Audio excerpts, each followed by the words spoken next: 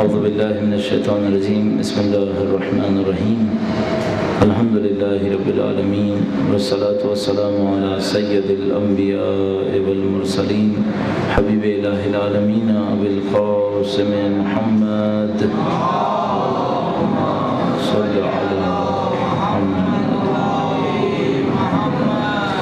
وعلى آله الطيبين الطاهرين سيما بقية الله في الأرضين قال الله تعالى في كتابه الكريم بسم الله الرحمن الرحيم ونريد أن نمن على الذين استضعفوا في الأرض ونجعلهم أئمة ونجعلهم الوارثين درود بھیجے گا محمد وعلى محمد صلی اللہ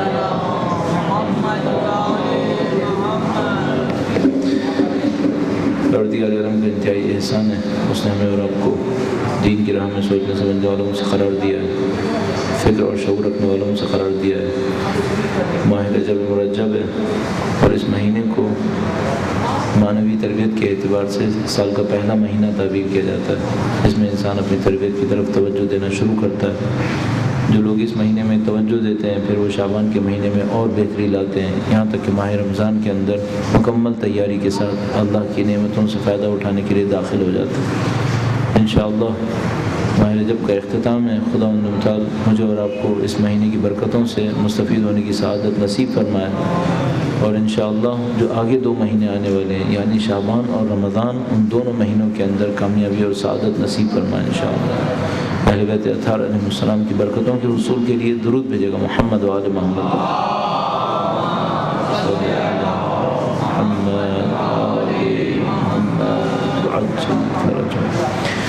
جو عنوان آپ کے سامنے اعلان ہوا اہل بیت اطہار علیہ السلام کی سیاسی زندگی، بالاخص امام ہفتم امام موسیٰ کاظم علیہ السلام کی حیات طیبہ کی روشنی میں اس موضوع کی کئی بنیادی گفتگو ہیں، اس کے کئی بنیادی نکات ہیں، اور ان میں سے کچھ نکات ایسے ہیں جو ہمارے اور آپ کے معاشرے کے اندر مکرر سنے گئے ہیں، لیکن اس میں سے شاید اگر ایک نقطے کا انتخاب کیا جائے وہ یہ کہ اہل بیت اطہار علیہ السلام کی سیاست کا ہدف کیا ہے۔ اس کی وجہ یہ ہے کہ اب تو پھر ہمارے معاشرے کے اندر اتنا تحمل ہے کہ اگر ہم نے عنوان لکھا ہے اہل بیت کی سیاسی زندگی تو اس کو کچھ لوگوں نے شاید تھوڑا سا اعتراض کی نظر سے دیکھا ہو، بعد میں قبول کر لیا ہو، لیکن آج سے کچھ سال پہلے یہ عالم تھا کہ یہ جو جملہ تھا یہ متضاد جملہ سمجھا جاتا تھا، یعنی وہ کہتے تھے یا اہل بیت ہیں یا سیاسی ہے، دونوں جمع نہیں ہو سکتے کہ اہل بیت کے ساتھ سیاست لگایا جائے۔ اس کا یہ فکر سمجھ میں ہی نہیں آتی تھی لوگوں کو کہ یہ 2 جملے جمع کیسے ہوں گے۔ یعنی عالم یہ ہے کہ ابھی کچھ وقت پہلے جو مینجمنٹ کی ٹریننگ کا ادارہ ہے IBA ہے، وہاں پر پہلی دفعہ یوم حسین ہوا، اور اس یوم حسین کے اندر کچھ گفتگو کرنے ہم سے بھی کہا گیا، اور ایک بہت مشہور و معروف اہل سنت کے عالم ہیں ان سے کہا گیا۔ تو جب ان کے سامنے یہ مسئلہ آیا کہ آیا سید الشہداء علیہ السلام کے اہداف کربلا کے معرکے میں کیا تھے، تو انہوں نے اصرار کیا کہ اہل بیت اطہار علیہ السلام اور سید الشہداء کا کوئی ہدف، کوئی تعلق سیاست اور حکومت سے نہیں تھا، اور سید الشہداء نے صرف قربانی دی تھی۔ تو ان سے وہاں جو لوگ موجود تھے انہوں نے سوال کیا کہ پھر انہوں نے قربانی کیوں دی تھی، کس لیے قربانی دی تھی، یزید کے لشکر سے کیوں ٹکرائے تھے، اصلا یزید کا لشکر انہیں کیوں ختم کرنا چاہتا تھا، اہداف کیا تھے۔ تو اس میں ظاہر ہے وہ کافی مشکلات سے دوچار ہو گئے تھے پھر بعد میں۔ تو یہ موضوع ہمارے لیے اچھی طرح حل ہونا چاہیے کہ اہل بیت اطہار علیہ السلام کا سیاست سے کیا تعلق ہے۔ اتفاقاً سیاست ایک عجیب اصطلاح ہے، یعنی ضرورت بھی ہے اور بدنام بھی ہے، ضرورت بھی ہے اور بدنامی بھی ہے۔ یعنی اس وقت اتنی بدنامی ہے کہ آپ اگر ہم سے کوئی یہ کہے آپ کا کوئی سیاسی ہدف ہے تو یہ نہیں گویا یہ سمجھ لیں کہ آپ نے ایک الزام لگا دیا کہ آپ مثلا کوئی ایسا ہدف ہے جو انتہائی ناپاکیزہ ہے، ناپاک ہے، تو ہم کہتے ہیں یہ اپنے سیاسی اہداف سے یہاں پر آئے۔ تو ہمارے ہاں اصل میں جو سیاست کی اصطلاح کا ترجمہ کیا جا رہا ہے وہ انتہائی خراب ترجمہ ہے۔ اس کے بعد جو موجودہ سیاست میں دیکھا جا رہا ہے وہ اس سے زیادہ خراب ہے۔ تو اگر کسی کو کہیں کہ یہ سیاسی آدمی ہے تو اس کا مطلب یہ ہوتا ہے معمولاً کہ اس کے ذاتی اغراض و مقاصد ہوتے ہیں، اس کو صرف اپنے ذاتی اغراض و مقاصد سے غرض ہوتی ہے، اس کو دین سے، لوگوں سے، معاشرے کے کوئی فائدے سے اس سے کوئی غرض نہیں ہوتی۔ اب ہمیں میرا اپنے خیال ہے پہلے مرحلے میں یہی دیکھ لینا چاہیے کہ اہل بیت اطہار علیہ السلام کا سیاست سے تعلق کیا ہے اور یہ تعلق کس نوعیت کا ہے، پھر وہی تعلق ہمارا بھی ہونا چاہیے، پھر اسی راستے کے اوپر ہمیں بھی چلنا چاہیے۔ درود بھیجے گا محمد و آل محمد صلی علی محمد و آل محمد۔ سیاست کی بہت ساری تعریفیں کی گئی ہیں، دو بنیادی تعریفیں مشہور ہیں۔ ایک تعریف یہ ہے کہ سیاست یعنی معاشرے میں طاقت کی تقسیم، طاقت کو تقسیم کیسے کیا جائے، یہ سیاست ہے۔ یہ سیاست کس اعتبار سے کہی گئی ہے؟ اس اعتبار سے کہ ہمیں جب بھی انسان کے کسی معاشرے کو دیکھتے ہیں تو کچھ لوگ نظر آتے ہیں جن کے پاس طاقت زیادہ ہوتی ہے، کچھ لوگ نظر آتے ہیں جن کے پاس طاقت کم ہوتی ہے۔ سادہ سی بات ہے، آپ یہ لوگ جو چند مسجد میں نماز پڑھنے کے لیے شرکت کرنے والے لوگ ہیں، اس میں بھی کچھ لوگ ہوں گے جن کے پاس زیادہ کنٹرول ہوگا، کچھ لوگ ہوں گے جن کے پاس کم کنٹرول ہوگا۔ تو مثال کے طور پر مسجد کے اندر بھی کوئی یونین ہوگی، ٹرسٹ ہوگا، کوئی ہیئت ہوگی، اس ٹائپ کی کوئی چیز ہوگی۔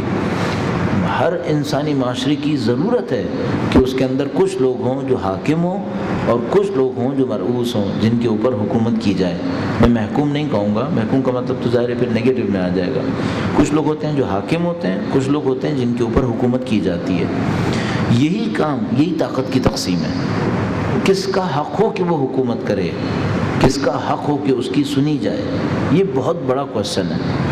اچھا، اس میں جو کویسچن اور زیادہ خطرناک ہو گیا وہ یہ کہ جس کے پاس طاقت ہوتی ہے بالآخر اس کے بھی اپنے ذاتی اغراض و مقاصد ہوتے ہیں۔ تو جب اس کے پاس طاقت ہوتی ہے تو وہ طاقت کو اپنے ذاتی اغراض و مقاصد میں استعمال کرتا ہے۔ بس ہمارے پاس ہر انسانی معاشرے کے اندر ایک کمزوری ہے، ایک ضرورت ہے، وہ یہ کہ ہمیں کچھ لوگوں کو طاقت دینی پڑے گی۔ پھر ایک مصیبت ہے، وہ یہ کہ جس کو طاقت دیتے ہیں وہ کہیں نہ کہیں طاقت کو ذاتی اغراض و مقاصد میں استعمال کر لیتا ہے۔ اور وہ چھوٹی چھوٹی مثالوں سے لے کر بڑی مثال تک، آج میرا کام ہے تو میں اپنی طاقت کو استعمال کر لوں گا، اور کل ممکن ہے جس کے پاس طاقت نہیں تھی اس کا کام پڑے تو پھر وہ یہ کام نہیں کر پائے گا۔ تو ہمارے ساتھ مشکل یہ ہے کہ ہمیں طاقت کسی کو دینی پڑے گی، اور جس کو طاقت دیتے ہیں وہ ذاتی اغراض و مقاصد میں استعمال کرتا ہے۔ اس مشکل کو حل کرنا، اس کو ہم سیاست کہتے ہیں۔ اس مشکل کو کیسے حل کیا جائے؟ کس کو طاقت دیں کہ وہ طاقت بھی لے، معاشرے کے کاموں کو بھی نپٹائے اور ذاتی اغراض و مقاصد میں استعمال نہ کرے، جس کو ہم مشہور و معروف مقولے میں کہتے ہیں کہ power corrupts and absolute power corrupts absolutely, اس طرح کا ایک جملہ بنا کے کہتے ہیں۔ اب یہاں پہ اہل بیت کا سیاست سے تعلق ابھی تک واضح نہیں ہوا۔ سیاست سمجھ میں آتی ہے، طاقت دینی ہے کسی کو اور اس کو کسی کنٹرول میں رکھنا ہے تاکہ وہ اس کو ذاتی اغراض و مقاصد میں استعمال نہ کرے۔ اچھا، اب سوال یہ ہے کہ کیا دنیا کے اچھے لوگ سیاست سے قطع تعلق کر سکتے ہیں، اس کو نظر انداز کر سکتے ہیں؟ بالکل ایسے ہی ہے جیسے ہم یہ کہیں کہ بھائی آپ اس معاملے میں نہ پڑیں کہ پانی کہاں سے آئے گا، صاف آئے گا یا گندا آئے گا۔ آپ فوراً جواب میں کہیں گے نہیں یہ نہیں ہو سکتا۔ کیوں نہیں ہو سکتا؟ اس کی وجہ ہے کہ پانی مجھے بھی پینا ہے، مجھے بھی تو استعمال کرنا ہے، بس مجھے دیکھنا پڑے گا کہ پانی آئے گا یا نہیں آئے گا، نمبر ایک۔ آئے گا تو صاف آئے گا یا گندا آئے گا، دو۔ اس کی وجہ یہ ہے کہ میری زندگی پانی کے اوپر چل رہی ہے، اگر مجھے پانی نہیں ملا تو میں پھر کس طرح زندگی گزار پاؤں گا؟ تو مجھے پانی کو دیکھنا پڑے گا۔ سیاست ایسی ایک چیز ہے۔ اگر ہم سے کوئی یہ کہے دنیا میں کچھ لوگ ایسے ہیں جو سیاست کے گندے کام ہونے کی وجہ سے اس کو نظر انداز کرتے ہیں، اس میں دخالت نہیں دیتے، تو ہم جواب میں یہ کہہ پاتے ہیں کہ اس کا مطلب یہ ہے کہ وہ برے لوگوں کو سیاست میں آنے کی دعوت دے رہے ہیں۔ اس کی وجہ یہ ہے کہ جب سارے اچھے لوگ یہ کہیں گے کہ بھئی ہمارا اس سے کوئی تعلق نہیں ہے، ہم اس میں نہیں پڑھنا چاہتے، یہ گندا کام ہے، تو اس کا مطلب یہ ہے کہ آپ برے لوگوں سے کہہ رہے ہیں کہ آپ اس کام کو سنبھال لیجئے۔ بہت چھوٹی سی مثال، شاید بالکل فٹ نہ ہوتی ہو لیکن نزدیک آتی ہے۔ آپ نے معاشرے میں گندگی اٹھانے کا کام کس کو دیا ہوا ہے؟ ہم مسلمانوں نے یوں سوچا کہ ہم گندگی نہیں اٹھائیں گے۔ مثلا ہم نے کہا بھائی یہ جو جمعدار کا کام ہے یہ ہمارا کام نہیں ہے، ہم نہیں اٹھائیں گے۔ کس کو دے دیا؟ کرسچنز کو، کہ وہ اٹھائیں گے۔ صحیح ہے۔ اچھا، اگر یہ کام گندا ہے تو آپ کروائی کیوں رہے ہیں پھر؟ اور اگر کام صحیح ہے تو دوسروں کو کیوں سپرد کر رہے ہیں؟ درود بھیجے گا محمد و آل محمد صلی علی محمد و آل محمد۔ ہمارا جواب یہ ہوگا کام تو اچھا ہے لیکن اس کا درجہ پست ہے۔ اگر درجہ پست ہے تو یہ نصف ایمان کیوں ہے؟ اگر واقعاً یہ کام پست ہے تو نصف ایمان نہیں ہونا چاہیے تھا۔ اچھا کیا ہر مسلمان معاشرے نے یہی کیا ہے کہ اس نے کرسچن سے کہا ہے تم ہماری گندگیاں اٹھاؤ؟ نہیں۔ بس آپ ایران چلے جائیے تو کیا وہ جو وہاں پہ جمعدار کام کر رہے ہیں وہ سارے کرسچنس ہیں؟ نہیں، قطعاً نہیں۔ وہی مسلمان ہیں، وہی اہل بیت کے ماننے والے شیعہ ہیں جو یہ کام کر رہے ہیں۔ صحیح ہے۔ اس کا مطلب یہ ہے ہم لوگ بعض اوقات کوئی بہت اہم کام ہوتا ہے اس کو اپنی شان سے کم سمجھتے ہوئے غلط لوگوں کے ہاتھ میں دے دیتے ہیں۔ ہم نے سیاست کے ساتھ یہی کیا۔ ہم نے کہا بھائی سیاست نجس ہے، سیاست گندا کام ہے، اور جو سیاست میں پڑے ہوئے تھے وہ واقعاً ایسے تھے کہ ان کو دیکھ کر یہی کہنے کا دل چاہتا تھا کہ یہ بہت گندا کام ہے۔ اچھا ٹھیک ہے، گندا کام ہے، ہم شرفاء اس کے اندر نہیں آئیں گے۔ شرفاء نہیں آئیں گے تو کون آئے گا؟ اس کا مطلب ہے غیر شرفاء آئیں گے۔ اچھا جب غیر شرفاء آ جائیں گے تو کیا آپ پانی نہیں پئیں گے؟ نہیں، پانی تو پینا پڑے گا نا آپ کو۔ ملک میں تو آپ بھی زندگی گزاریں گے، اس کا صدر بھی ہوگا، اس کا وزیر اعظم بھی ہوگا، اس کے پارلیمنٹیرینز بھی ہوں گے، اس کے منسٹرز بھی ہوں گے، پھر آپ کہاں جائیں گے؟ اب جس طرح جیسی مجھ سے کوئی یہ کہے گا نا کہ ہم کہتے ہیں دین کا سیاست سے کوئی تعلق نہیں، تو میں کہتا ہوں اس کا مطلب ہے تم کہہ رہے ہو دین کا انسانوں کی زندگی سے کوئی تعلق نہیں، کیونکہ زندگی تو انہیں سیاستدانوں نے چلا نہیں ہے۔ پھر مصیبت ساری یہ ہے۔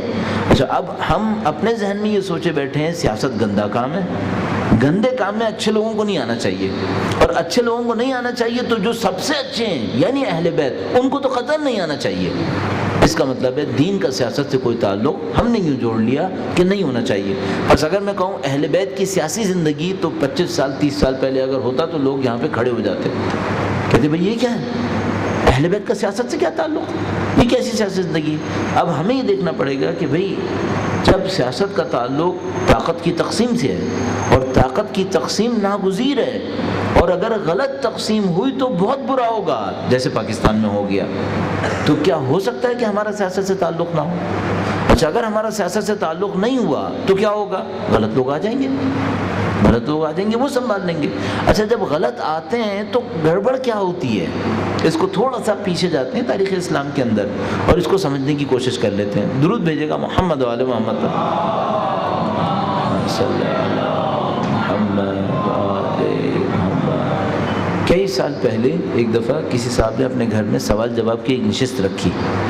سوال جواب کی اس نشست میں کافی لوگ وہ موجود تھے جو یہ سمجھتے تھے کہ دین اور سیاست اصل دونوں ساتھ لگانا ہی غلط ہے، کہنا ہی غلط ہے۔ اچھا ہمارے ساتھ مشکل یہ تھی کہ میرا پولیٹیکل سائنسز میں ایم فل تھا، سیاسیات میں ایم فل تھا۔ اب وہ لوگ کہتے تھے مولوی اور سیاسیات پڑھا ہوا، یہ تو کیسا مولوی ہو سکتا ہے یہ؟ اب غلطی ان سے یہ ہوئی کہ اسی مولوی کو بلا لیا سوال جواب کے لیے۔ وہاں پر ایک بندے خدا نے ایک عجیب سوال کیا، بہت عجیب سوال۔ اس نے کہا کہ بھئی ہمارا جو دوسرے فرقوں کے ساتھ نزاع ہے، جھگڑا ہے نبی اکرم کی جانشینی میں، اس جھگڑے کے بارے میں مجھے سوال کرنا ہے۔ میں نے کہا بسم اللہ۔ اس نے کہا کہ کیا ایسا ہو سکتا ہے کہ جو اللہ نے امیر المومنین کو ولی اللہ کا درجہ دیا ہو وہ کوئی غصب کر سکے؟ میں نے کہا نعوذ باللہ، نہیں ہو سکتا۔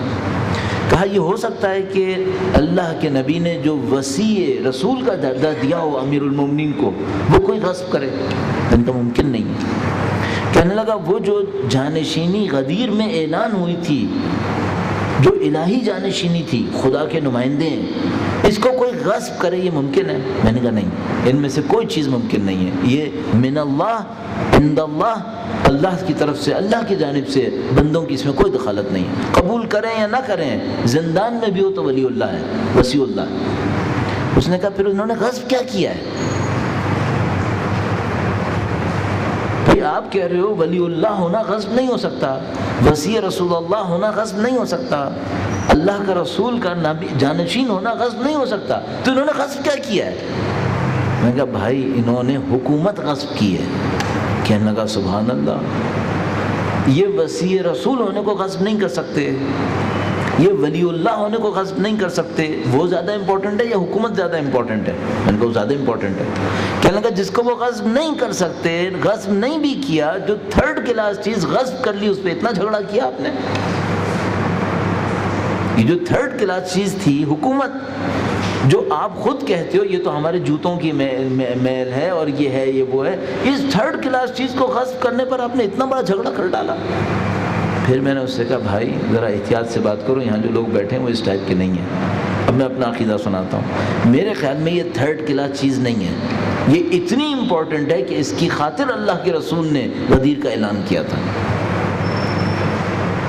اپنے وزیر ہونے کا اعلان تو دعوت ذوالعشیرہ میں کر چکے تھے، کب سے اعلان کیا ہوا تھا۔ غدیر خم میں 1,00,000 سے زیادہ مسلمانوں کے سامنے کھڑے ہو کر اعلان کیا تھا کہ جس کا میں حاکم و والی ہوں اس کے امیر المومنین بھی حاکم و والی ہیں، اس کو مانو۔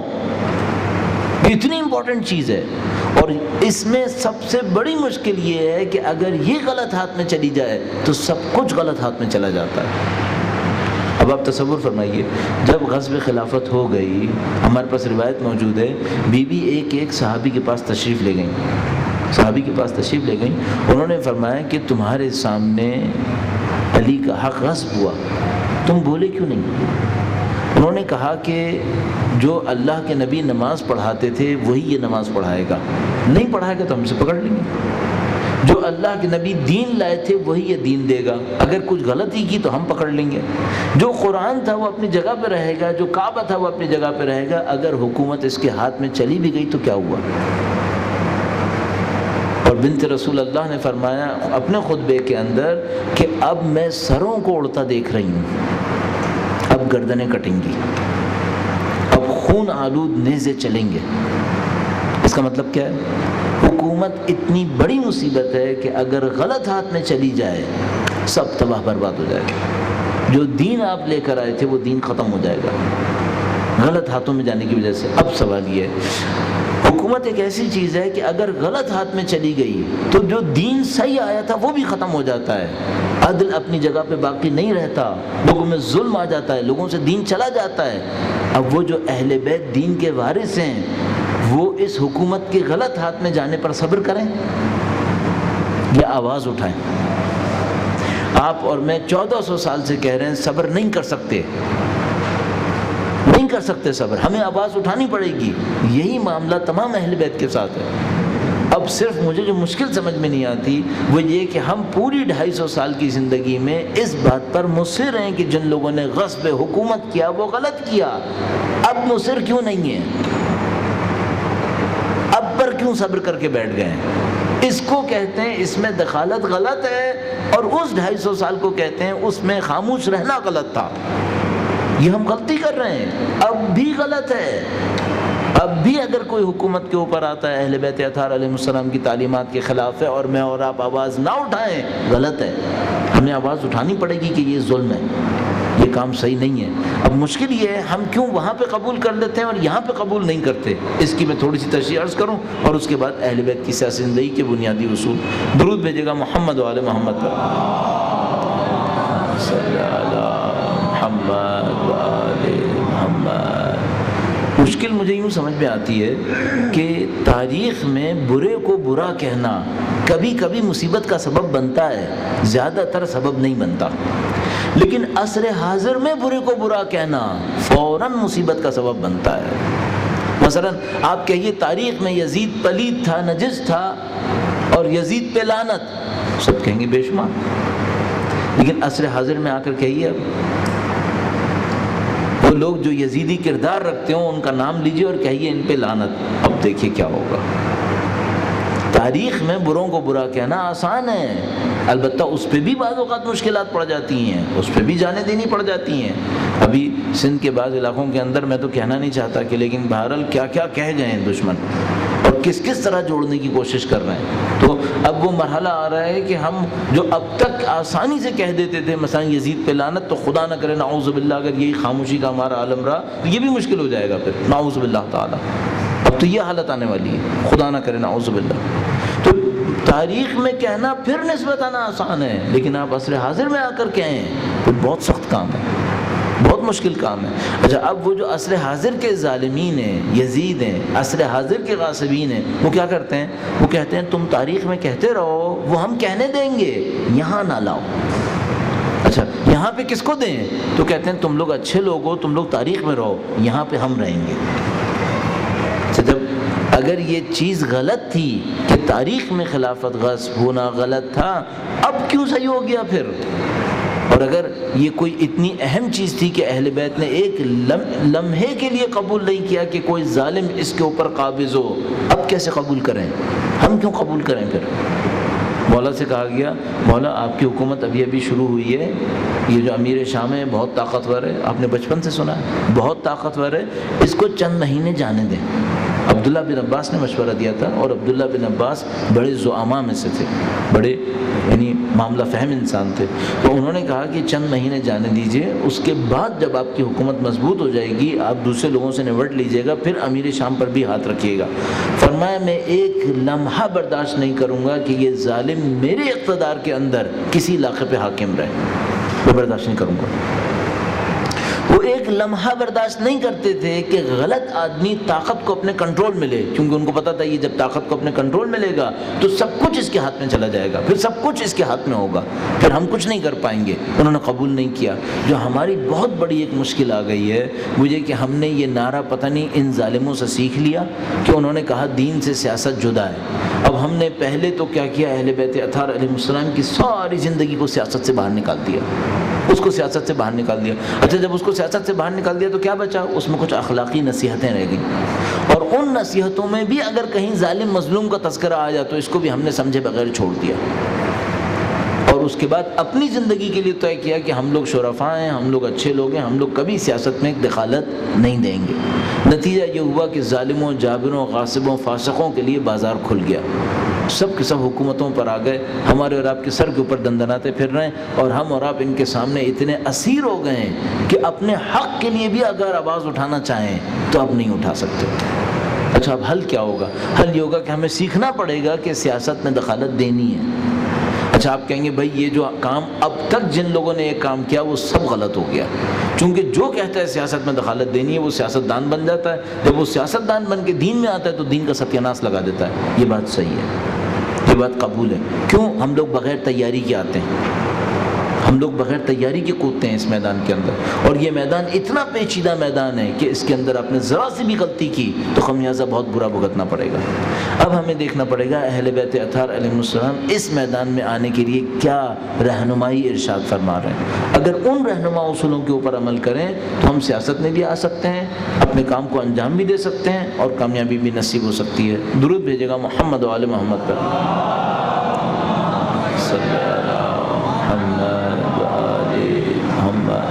چونکہ درس منسوب ہے سیرت امام حفتم سے، امام حفتم کی حیات طیبہ کا ایک واقعہ دشمن کی ایک قول کے ساتھ آپ کی خدمت میں عرض کرتا ہوں۔ مشہور و معروف واقعہ ہے یہ، جو اردو میں ہمارے پاس کتاب احسن المقال موجود ہے، جو فارسی کی منتہی الاعمال کا ترجمہ ہے شیخ عباس قمی کی، تقریباً ہر بک اسٹال پر اویلیبل ہے، آپ اس کو دیکھ سکتے ہیں۔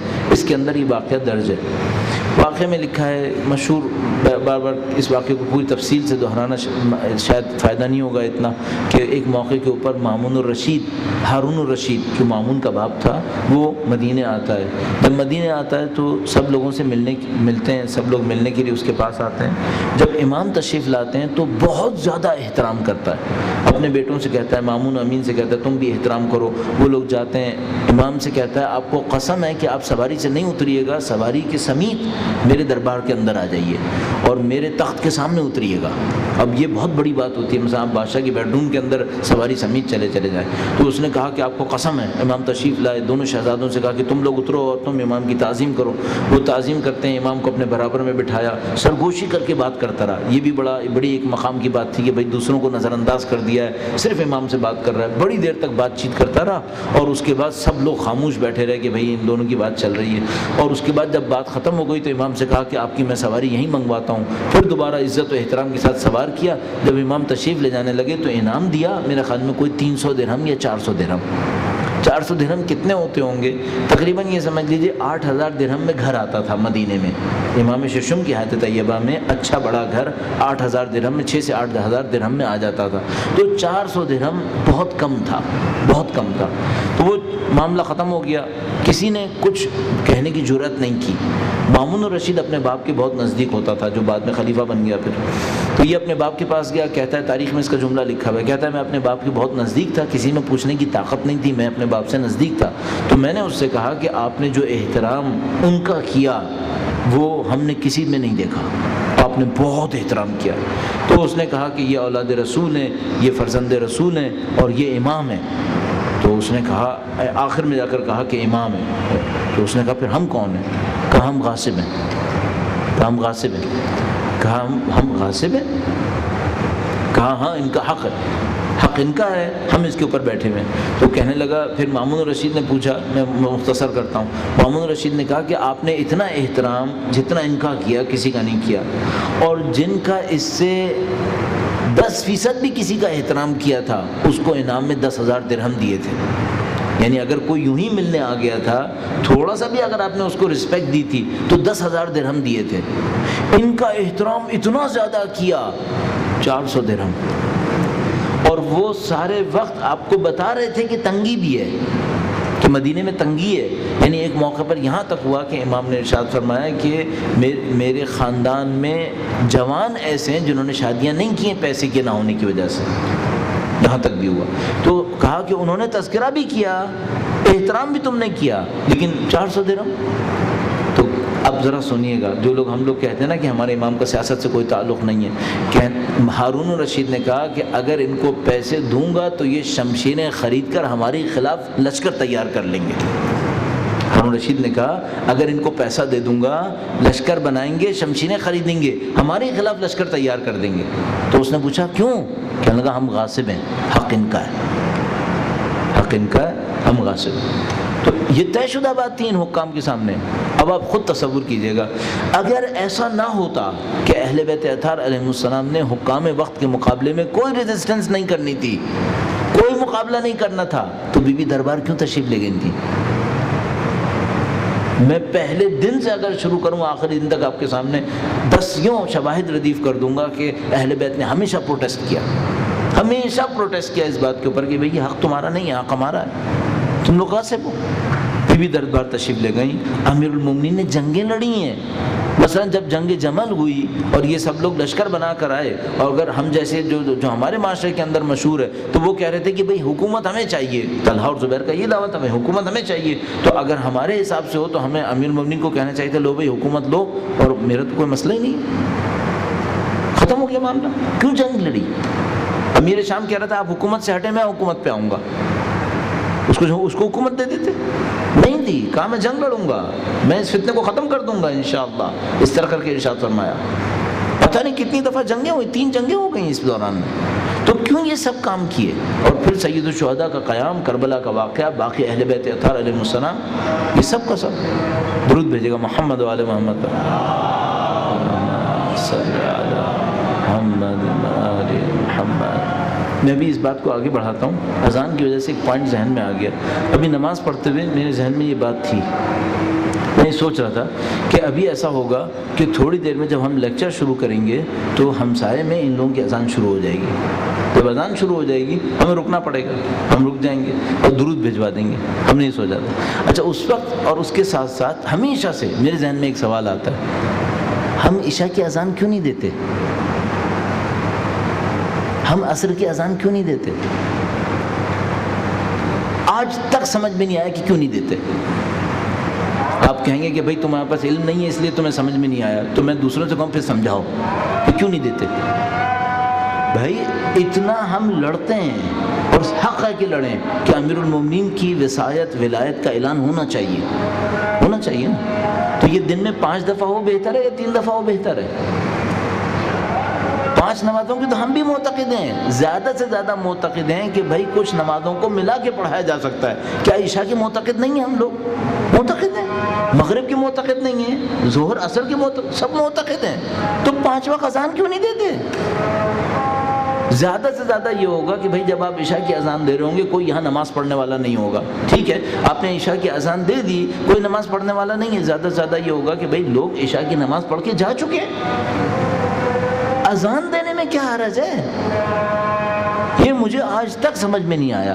اور میں خدا سے ہمیشہ یہ کہتا تھا, خدا اگر تو نے مجھے مسجد بنانے کی توفیق دی, میں 5 وقت کی اذان کرواؤں گا, میں 5 وقت کی اذان کرواؤں. کیوں 3 وقت کی اذان دیتے ہیں ہم لوگ؟ اچھا, اس میں کیا کون سا اہل بیت کا حکم ایسا ہے جس میں انہوں نے فرمایا ہو کہ ہمیں لاؤڈ اسپیکر کے اوپر یا لوگوں کے سامنے 5 وقت اذان نہیں دینی ہے؟ میں نہیں کہہ رہا کہ نمازیں 5 وقت ہمیشہ علیحدہ کریں، ساتھ ملا کے پڑھنا غلط ہے، نہیں، کون، میں نے خود نماز ملا کے پڑھی ہے، اس کی بات نہیں کر رہا ہوں، اذان کی بات کر رہا ہوں کہ بھئی ہم ظہر کے موقع پر اپنی آئیڈینٹی کو پیش کرتے ہیں کہ ہم امیر المومنین کے ماننے والے ہیں، ہم اللہ کی وحدانیت کے بھی ماننے والے ہیں، نبی کی نبوت کے امیر المومنین کی ولایت کے ماننے والے ہیں۔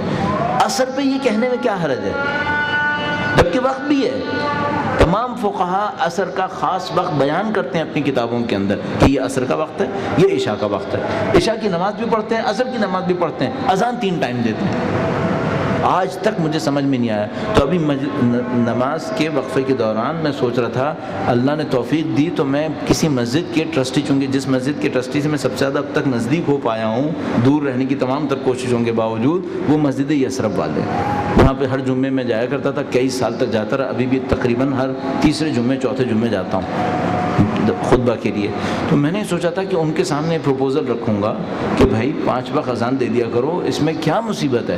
اور کوئی گورنمنٹ ہم سے نہیں کہے گی کہ تم نہیں 3 وقت دو، پھر دنیا کی ساری 5 وقت اذانیں آتی ہیں تو ہماری 5 وقت آنے میں کیا مصیبت ہو جائے گی؟ زیادہ سے زیادہ اگر ہماری پبلک اعتراض کرے تو ان کو بتانا پڑے گا کہ بھائی مغرب کے ساتھ آپ عشاء پڑھ لو، کوئی مسئلہ نہیں ہے، اذان دینے میں کیا برائی ہے؟ ہماری شناخت ہے، 5 دفعہ دنیا کے سامنے آئے۔ اب کیا ہو رہا ہے؟ پوری دنیا اذان دے رہی ہے، ہم خاموش بیٹھے ہیں۔ کیوں؟ ہم حق پر ہیں اور خاموش بیٹھے ہیں، جبکہ وقت بھی ہے، بولنے کی اجازت بھی ہے، نہ کہ ہم پر پابندی ہوتی گورنمنٹ کی طرف سے کہ بھئی آپ نے 3 وقت دینی ہے۔ تو چلو ایک بات تھی، مجھے آج تک کبھی سمجھ میں نہیں آیا، اگر آپ میں سے کسی کو کوئی واقعاً وجہ سمجھ میں آیا، میں درس کے بعد تھوڑی سی دیر کے لیے یہاں پہ کھڑا رہوں گا، اگر آپ میں سے کسی کو سمجھ میں آتا ہو کہ نہیں بھائی 3 وقت دینا کیوں ضروری ہے، تو آپ مجھے آ کے یہاں پہ تھوڑی سی دیر کے لیے سمجھا دیجیے گا، کم سے کم ایک پوائنٹ تو سمجھ میں آیا کہ ہاں چلو بھائی یہ وجہ تھی جس وجہ سے ہم 3 وقت دے رہے ہیں۔ درود بھیجے گا محمد و آل محمد پر۔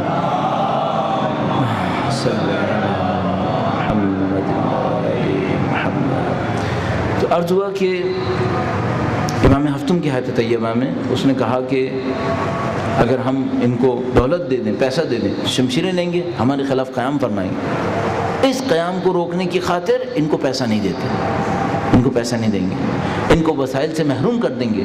یہی وجہ تھی فدق کے پیچھے بھی، فدق کے پیچھے بھی معاملہ یہی تھا ان کو، البتہ اس میں بہت سارے اور معاملات بھی تھے۔ ایک معاملہ یہ تھا، اہل بیت اطہار علیہ السلام کو وسائل سے محروم کرنا چاہتے تھے، اہل بیت اطہار علیہ السلام کو ان طاقتوں سے جو مادی طاقتیں تھیں ان سے محروم کرنا چاہتے تھے تاکہ وہ لوگوں کے سامنے اپنی موقعیت کو، اپنے مقام کو اگر چاہیں کہ ثابت کریں تو نہ ثابت کر سکیں۔ البتہ اہل بیت کے مقام کو خدا نے معنویت سے ثابت کیا، ان کے تقوی اور پرہیزگاری کے ذریعے ثابت کیا، لیکن بہرحال لوگوں کی کچھ مشکلات تھیں جن کو حل کیا جانا تھا، کچھ لشکر تشکیل دینے کی ضرورتیں تھیں۔ اللہ کے نبی بھی ایسے ہی تھے، لشکر تشکیل دیتے تھے، لوگوں سے کہتے تھے کہ جس کے پاس جو چیزیں ہیں وہ لے کر آئیں۔ ایسا نہیں ہوتا تھا کہ لشکر کی ضرورتوں کو فرشتے آ کر پورا کرتے تھے، تو سب لوگ جمع کرتے تھے، تو یہ لوگوں کو محروم، اہل بیت کو محروم کرنا چاہتے تھے۔ اب اس پوری بنیادی گفتگو کے ساتھ جو میں سمجھتا ہوں انتہائی بنیادی گفتگو ہے، اور کاش یہ گفتگو ہمارے معاشرے کے اندر قابل فہم ہو جائے تو ہماری بہت ساری مشکلات اگلی نسل میں حل ہو جائیں گی انشاءاللہ۔ اس نسل میں ہمیں سخت وقت گزارنا پڑے گا۔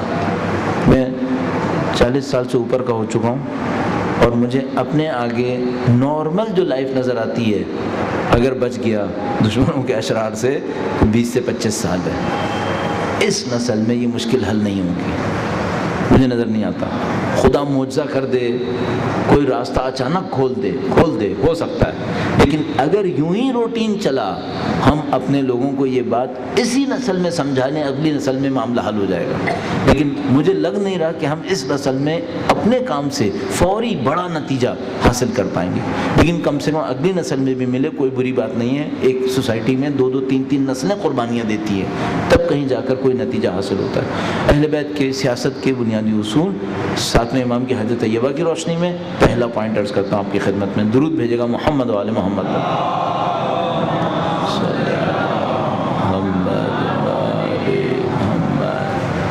آپ جب بھی سیاست کی بات کریں گے، آپ جب بھی معاشرے کے اندر طاقت کی تقسیم کی بات کریں گے، دوسری تعریف تھی لوگوں کو چلانے کا فن، جس کے اوپر میں نے گفتگو نہیں کی۔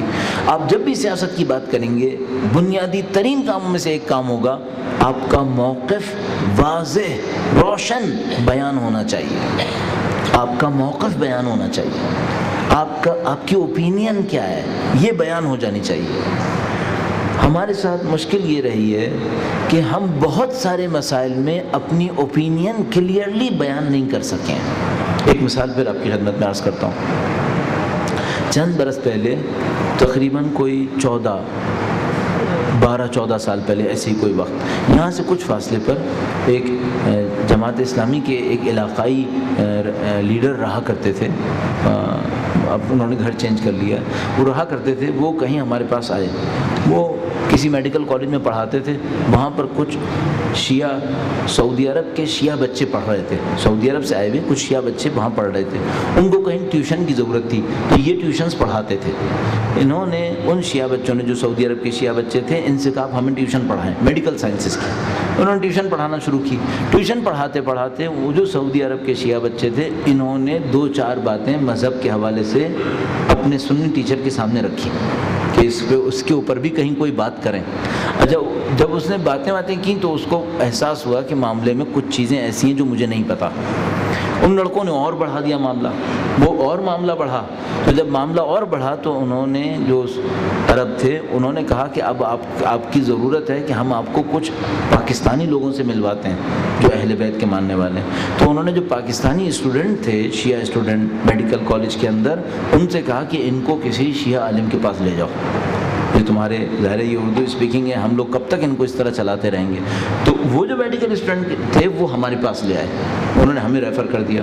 وہ بندہ خدا جو میں نے بتایا، وہ جن کا تعلق تھا اہل سنت سے، وہ ہمارے گھر آ گئے، ہمارے گھر آئے، بات چیت شروع کی۔ انہوں نے اور بھی بہت سارے لوگوں سے بات چیت شروع کی، کافی وقت گزرا، بیچارے نے بہت مطالعہ کیا، اتنا مطالعہ کیا کہ عربی آ گئی، عربی سیکھ گئے، اتنا زیادہ پڑھا، عربی کتابیں خود پڑھ لیتے تھے اور سمجھتے تھے یہ ساری باتیں۔ بہرحال عجیب چیزیں ہوئیں اس دوران میں۔ ابھی گفتگو چل رہی تھی، یہ بڑا لطیفہ نما واقعہ سا ہوا تھا۔ بہرحال گفتگو چل رہی تھی تو میں نے ان سے ایک دفعہ کہا کہ دیکھو بھائی، کافی وقت ہو گیا گفتگو ہوتے، اب میں آپ کی خدمت میں 4-5 سوال کہتا ہوں، یا آپ جواب لے آئیں یا آپ بسم اللہ کر کے ادھر تشریف لے آئیں۔ اس نے کہا ٹھیک ہے، سوال لے لیے۔ اس نے کہا میں جواب کہاں سے لوں؟ میں نے کہا بھائی پورے پاکستان میں، پوری دنیا میں جہاں کہیں سے بھی لا سکتے ہو، لے کے آ جاؤ، تمہاری مرضی۔ تو وہ جتنے بڑے رؤسائے مذہب تھے ان کے پاس گئے، اور جو ٹی وی ریڈیو پر آتے تھے ان کے پاس گئے، ان سے سوال کے جواب مانگنے کی کوشش کی، پھر ایک کی داستان سناتے تھے۔ آج اس کے پاس گیا، اس نے ڈانٹ کے بھگا دیا، اس کے پاس گیا، یہ ہوا۔ اب یہ ڈسکشن چل رہا تھا، ایک دن صبح کو فون آیا، بہت ارلی مارننگ صبح کو فون آیا، کہنے لگے کہ وہ ظہیر صاحب میں آ رہا ہوں اس طرف، میں مانتا ہوں۔ میں نے کہا بھائی ابھی ڈسکشن پورا نہیں ہوا، کیوں مانتا ہوں؟ جب میں ہمیشہ اس قسم کے معاملات میں ریزسٹنس کرتا ہوں، جلدی مت کرو، سوچو سمجھو، دیر سے آؤ کوئی بات نہیں، لیکن سالڈ آؤ۔ تو میں نے کہا تمہارا ابھی ڈسکشن ختم نہیں ہوا ہے، ابھی آپ ڈسکشن جاری رکھیے، آپ جب واقعاً دیکھیں کہ جواب نہیں تب آئیے گا۔ کہنے کہ نہیں، میں نے خواب دیکھا ہے، کہ کل میں نے خواب دیکھا ہے، اور میں نے خواب یہ دیکھا کہ مثلاً ایسے، جیسے انہوں نے کہا کہ مجھے یوں لگا جیسے اللہ کے رسول مجھ سے کہہ رہے ہیں کہ تم میرے بھائی کے دین پر آ جاؤ، مذہب پر آ جاؤ۔ میں نے اس سے کہا، میں نے کہا دیکھو برادر، خواب تو بہت اچھا ہے، تعبیر بھی بہت اچھی ہے، لیکن آپ مت آؤ، آپ ابھی بھی اپنی اسٹڈیز جاری رکھو، اور اس خواب کا مطلب یہ کہ وہ آپ کو دعوت دے رہے ہیں کہ آپ اسٹڈیز کرتے رہو۔ کہنے لگا کیوں؟ میں نے کہا میں بعد میں بتاؤں گا، ابھی نہیں بتاؤں گا، آپ اسٹڈیز کرو۔ بہرحال اس نے اسٹڈیز کی، الحمدللہ رب العالمین تشریف لے آئے، اور بہت اچھے ثابت ہوئے، خدمت کرتے ہیں، بہت خدمت کرتے ہیں، میں بھی نام ایسے نہیں بتا رہا، کافی لوگ جانتے ہیں ماشاءاللہ ان کو۔ اچھا، یہ میں نے منع کیوں کیا؟ کافی عرصے کے بعد ایک دفعہ آئے میرے پاس، کہنے ظہیر صاحب آپ کو یاد ہے ایک دفعہ آپ نے ایک دفعہ مجھے روک دیا تھا؟ میں نے کہا ہاں روک دیا تھا۔ کہ آپ نے کیوں روکا تھا؟ حق ہے الحمدللہ یہ۔ میں نے کہا بھائی میں ڈر گیا کہ کل تم خواب دیکھ کر کسی خلیفہ کا سناؤ گے کہ وہ کہنے تم یہاں سے کیوں گئے تھے، تو پھر میں کیا کروں گا؟ تو بجائے یہ کہ تم خواب پر آؤ، ڈسکشن پہ آؤ، تاکہ سالڈ آؤ، اور کل کوئی خواب دیکھو تو مسئلہ نہ بن جائے۔ کہ نہیں یقین فرمائیے، اب میں بتا رہا ہوں ان کی طرف سے، کہ نہیں صاحب ویسے ہوا بہت اچھا، یہ آپ نے بہت اچھا کیا۔ میں نے کہا کیوں؟ کہنے کا ایک دفعہ لائٹ گئی ہوئی تھی، میں اندھیرے میں کہیں جا رہا تھا، میرا پاؤں ٹکرایا اور انگلی لگا جیسے ٹوٹ گئی۔ اچانک میرے دماغ میں آیا کہ جو میں خلفاء سے دور جا رہا ہوں نا، اس وجہ سے ٹکر لگی تھی۔ میں نے کہا بھائی تمہارے بارے میں مجھے خطرہ یہی تھا کہ تم اس طرح کی حرکتیں کرو گے، اس خاطر میں نے تمہیں روک لیا تھا کہ نہیں تم آ رہے ہو تو ڈھنگ سے آؤ اور یہ خوابوں کے اوپر واپس جانے کی اور آگے آنے کی کوشش مت کرو، اصولوں کے تحت آؤ، اصولوں کے تحت زندگی گزارو۔ اس بندے خدا نے کچھ عرصے کے بعد پھر مجھے فون کیا، مختلف طریقوں سے فون ہوتے رہتے، کہنے کہ زئی صاحب ایک الجھن ہے، جب سے میں ادھر آیا ہوں ایک الجھن آ گئی۔ میں نے کہا کیا الجھن؟ کہنے لگا مجھے یہ سمجھ میں نہیں آتا کہ جب میں ادھر تھا، جماعت اسلامی میں تھے، کہنے لگا جب میں ادھر تھا تو ہر قومی عالمی مسئلے پر ہماری ایک اوپینین تھی، ہم اپنے بڑوں سے وہ اوپینین لیتے تھے اور وہ اوپینین پورے دھڑلے کے ساتھ طاقت کے ساتھ کہہ دیا کرتے تھے۔ جب سے یہاں آیا ہوں ایک مصیبت میں پھنس گیا ہوں، یہی سمجھ میں نہیں آ رہا کہ آپ لوگوں کی اوپینین کیا ہے۔ تاریخ پہ آپ کی اوپینین ہے، عقیدے پہ آپ کی اوپینین ہے، آج کے معاملات پہ آپ کی اوپینین ہی نہیں ہے کوئی۔ میں نے کہا دیکھو برادر، اگر عالمی واقعات پہ کہہ رہے ہو تو ہماری اوپینین ہے، بہت سالڈ ہے، اور جو ہماری اوپینین ہے وہ اس وقت نافذ ہے، حاکم ہے، وہ حکومت ایران کی طرف سے ہے، چاہے ولی فقیہ کی طرف سے ہے، چاہے سید حسن نصر اللہ کی طرف سے ہے، یہ ہماری اوپینین ہے، یہ عالمی معاملات میں ہماری اوپینین ہے۔ علاقائی معاملات میں تمہاری بات صحیح ہے، عالمی معاملات میں اوپینین ہماری ہے اور نافذ ہے، پوری دنیا قبول کرتی ہے۔ علاقائی معاملات میں، ملکی معاملات میں تمہاری بات صحیح ہے، ہم کمزور ہوئے۔ ہم کمزور کیسے ہوئے؟ ہماری اوپینین واضح نہیں ہے، ہماری اوپینین واضح نہیں ہے۔ ہم مہینے میں ایک دفعہ ایک چھوٹا سا پروگرام کرتے ہیں، اس پروگرام کا نام ہم نے یوں ہی زاویہ رکھا ہوا ہے۔ میں نے عرض کیا چونکہ اسپیشلائزیشن پولیٹیکل سائنسز تھا تو کافی عرصے کے بعد ادھر ادھر کی باتیں کرتے تھے، سیمینار وغیرہ میں بھی ہوتی تھیں، تو ایک دوست نے کہا کہ بھائی آپ باقاعدہ سیاسی پروگرام کیوں نہیں کرتے جس میں اس طرح کا انالیسس ہو کہ بھئی یہ جو واقعہ ہوا اس کے پیچھے کیا تھا، کیوں تھا؟ تو ہم نے کہا کہ ہاں بات تو صحیح ہے، عالمی واقعات پہ کریں گے، عالمی واقعات پہ کریں گے، کبھی کبھی پاکستان کو بھی ٹچ کر لیں گے، کیونکہ پاکستان کو ٹچ کرنا بڑا خطرناک ہوتا ہے، آپ کو بتائیے۔ جب پرویز مشرف کا پہلا انتخاب ہو رہا تھا، پہلے انتخابات پرویز مشرف نے کروائے تھے، تو ہم نے یہ پہلا پروگرام کیا تھا ایک سیمینار کی صورت میں، اس کی ویڈیو تقسیم نہیں کی تھی کہ کہیں بعد میں کوئی مصیبت نہ پڑ جائے۔ اس پروگرام کی رات بھی کچھ لوگوں نے کال کیا، کہا صاحب آپ نے جو کل پروگرام کرنا ہے نا، آپ پبلک کو مروا دیں گے، یہ فورن ایجنسیز آئیں گی، ساری انتظامیہ کو اٹھا کے لے جائیں گی، بہت مصیبت ہو جائے گی۔ میں نے کہا بھائی کچھ نہیں ہوگا ایسا، ہم کون سا دروازے بند کر کے کر رہے ہیں، دروازے کھول کے کریں گے، کسی نے آنا ہے اندر آ کے بیٹھے، ریکارڈنگ لے کے جانی ہے، چلا جائے، کچھ نہیں ہوگا۔ الحمدللہ کچھ نہیں ہوا۔ تو ہم نے وہ پروگرام شروع کیا اور اس پروگرام کا نام زاویہ رکھا، مہینے میں ایک دفعہ ہوتا ہے، 250-300 لوگ 400 لوگ شرکت کرتے ہیں اور وہ 15-16 ہزار لوگ انٹرنیٹ پر مختلف طریقوں سے دیکھ لیتے ہیں۔ تو میں نے کسی سے ایک دفعہ پوچھا پاکستان سے باہر کہ تم لوگ زاویہ کیوں دیکھتے ہو؟ تم لوگوں کو خبروں کی کمی ہے، پوری دنیا سے تو خبریں مل رہی ہیں تمہیں۔ تو اس نے کہا کہ مولانا صاحب ہمیں جگہ جگہ بیٹھ کر شیعت کی اوپینین دینی ہوتی ہے، آپ کے پروگرام سے فائدہ یہ ہوتا ہے کہ کم سے کم ایک لولی لنگڑی اوپینین تو مل جاتی ہے، کچھ بولنے کو تو مل جاتا ہے کہ چلو یار کچھ نہیں تو اپنی طرف سے یہ تو کہہ سکتے ہیں، اس کو تو کر لیتے ہیں ہم کم از کم۔ یہ بہت بڑا معاملہ ہے، ہماری اوپینین واضح نہیں ہے، اوپینین واضح نہیں ہے۔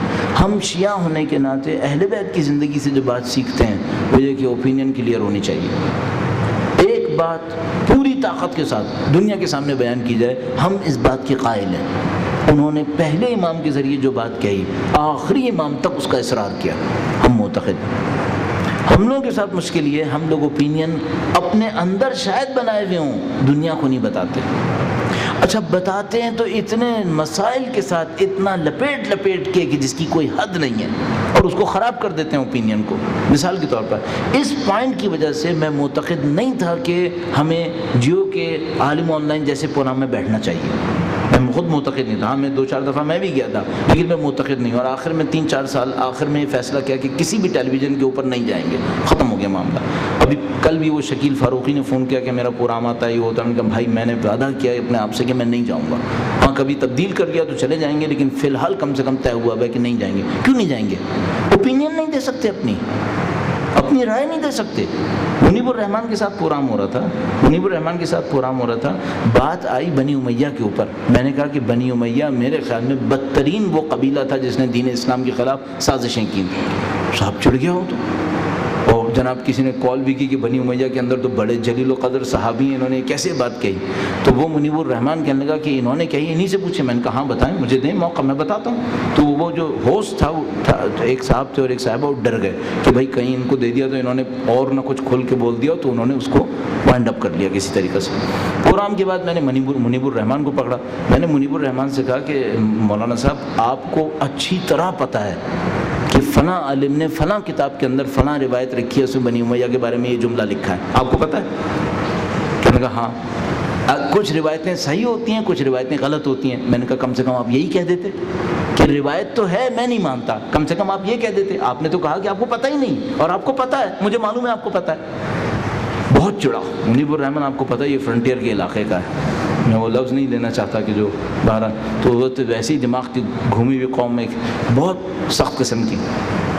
صاحب بڑا غصہ آیا اس کو، مجھ سے آخر میں کہنے لگا، بات ہماری چل نکلی، تھوڑی گرمی سی بھی ہو گئی، مجھ سے کہنے لگا آپ لوگ جب ہمارے ساتھ بیٹھیں تو آپ لوگ اپنی رائے کا اظہار مت کیا کریں۔ میں نے کہا تم تو ہمارے ساتھ بیٹھو تو اپنی رائے کا اظہار کرو، اور ہم تمہارے ساتھ بیٹھیں تو ہم اپنی رائے کا اظہار نہ کریں، تو ہم تمہارے ساتھ بیٹھیں ہی کیوں؟ پھر اکیلے اکیلے نہ بیٹھیں، تو ساتھ بیٹھنے کے بعد اگر ہمیں اپنی رائے لوز کرنی ہے تو ہم کیوں بیٹھیں گے تمہارے ساتھ؟ میں نے اس سے کہا، منیب الرحمان سے کہا، میں نے کہا خواب میں بھی نہیں سوچنا کہ ہم یہ کام کریں گے، کبھی نہیں کریں گے۔ یا بیٹھیں گے اپنی رائے دھڑلے سے دیں گے، اور اگر نئی رائے دینی ہے تو تمہارے ساتھ بیٹھنے کا کوئی فائدہ نہیں ہے۔ پھر اس پر مجھے بہت کچھ اٹھانا پڑا ہے ابھی تک، یہ جو میں نے منیب الرحمان کے ساتھ چک چک کی تھی، اس پہ مجھے مختلف جگہوں پہ بہت کچھ اٹھانا پڑا ہے۔ وہ تو خیر چلو معاملہ اندر اندر چل رہا ہے، تو میں بھی سوچتا ہوں کہ اس کو پبلسائز کرنے کی کوئی ضرورت نہیں، اندر اندر ہی چلنے دو اس کو۔ لیکن بہرحال یہ ہماری مصیبت ہے، ہم لوگ اپنی اوپینین کا اظہار بھی نہیں کر پا رہے ہیں، اوپینین کا اظہار نہیں کر پا رہے، اور جب تک یہ مشکل ہمارے ساتھ چل رہی ہے، اور میں آپ کو عرض کر رہا ہوں، ہم لوگ کامیابی، اچھی کامیابی، پائیدار کامیابی حاصل نہیں کر پائیں گے، پائیدار کامیابی حاصل نہیں کر پائیں گے۔ جو اہل بیت کی حیات طیبہ سے سیکھا ہے، مسلسل ایک رائے کا اظہار کیا، اس رائے کے اوپر پابند تھے، اس رائے کے اظہار میں برملا تھے۔ ہاں بعض جگہ تھی جہاں تقیے کا معاملہ تھا، جس میں مقصد اقتضا کر رہا تھا کہ کسی بڑے میدان کے موقع پر کسی بات کو سامنے آشکار کیا جائے، جان کو پیش کیا جائے قربان کرنے کے لیے، وہاں پر چھوٹی جگہ کے اوپر جان بچا کر بڑی جگہ جان قربان کی، لیکن یہ نہیں کیا کہ اپنی اوپینین کوئی ختم کروا دیا، نہیں، اوپینین کبھی ختم نہیں کروائی، اوپینین ہمیشہ بازے رکھنی چاہیے۔ درود بھیجے گا محمد و آل محمد۔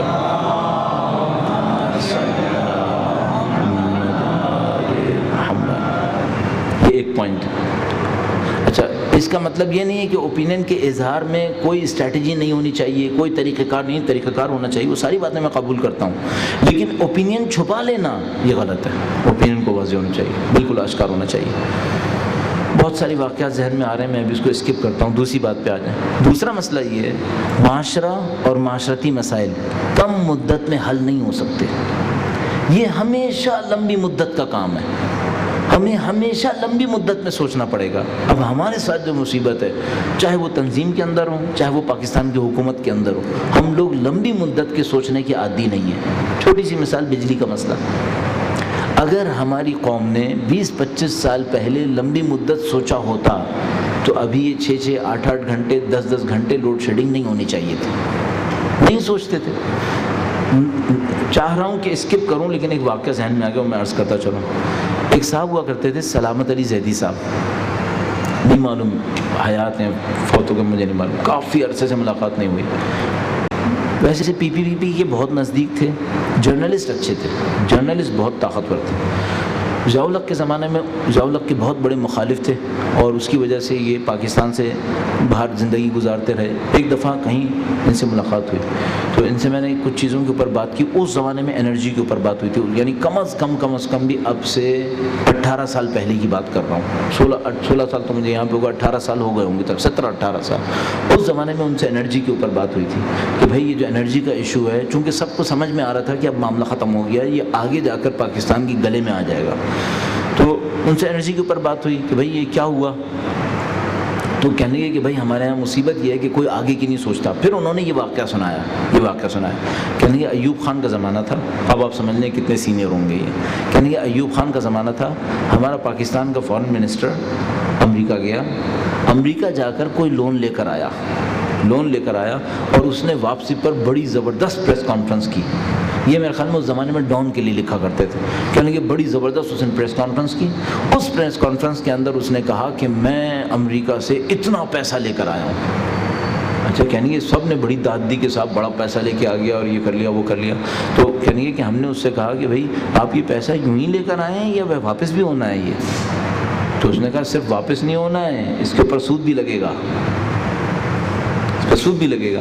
تو انہوں نے کہا کہ اچھا یہ پیسہ واپس بھی ہونا ہے اور سود بھی لگے گا، تو آپ نے اس کے لیے کیا سوچا ہے؟ کہنے کا اس میں 35 سال ٹائم ہے، ابھی آپ اس کو استعمال کر لیں. کہنے کا اس میں 35 سال ٹائم ہے، 5 سال کا گریس پیریڈ ہے، 40 سال ہو گئے، اس وقت تک نہ میں ہوں نہ تم استعمال کرو. کہنے کے سلامت علی زیدی کہنے ہیں کہ میں نے اس سے کہا کہ بھائی میں اپنا پیٹ کاٹتا ہوں تاکہ میرے بچے اچھی زندگی گزاریں، آپ کہہ رہے ہیں میں کھا جاؤں اور بچوں پہ قرضہ چھوڑ کے مر جاؤں، آپ کیسی باتیں کر رہے ہیں؟ تو کہیں گے اس نے پریس کانفرنس سے باہر نکلوا دیا. پاگل آدمی ہے یہ، کہاں سے آ گیا یہ؟ ہم لوگوں کے ساتھ یہی ہو رہا ہے. وہ سیاستدان انرجی کے معاملے میں، وہ سیاستدان خزانے کے معاملے میں، اور ہم لوگ اپنے دین کے معاملے میں لمبی مدت کو کوئی سوچنے کو تیار نہیں. ورنہ ہم جیسے لوگوں کو اس وقت سوچ لینا چاہیے کہ اگلی دفعہ اگر جعفر طیار بننی ہے تو اسے کیا ہونا چاہیے. ابھی جنوب تہران میں جو غریبوں کا علاقہ ہے، شمال تہران عمرا کا علاقہ ہے، جنوب تہران غریبوں کا علاقہ ہے. تو جنوب تہران میں انہوں نے وہاں پہ بھی آبادی بے تحاشا ہے، پتہ نہیں کتنی آبادی. انہوں نے پانی کو پیوریفائی کرنے کا پورا مڈل ایسٹ کا سب سے بڑا پلانٹ لگایا ہے کہ پانی کو جو گٹر کا پانی اس کو پیوریفائی کر کے استعمال کریں.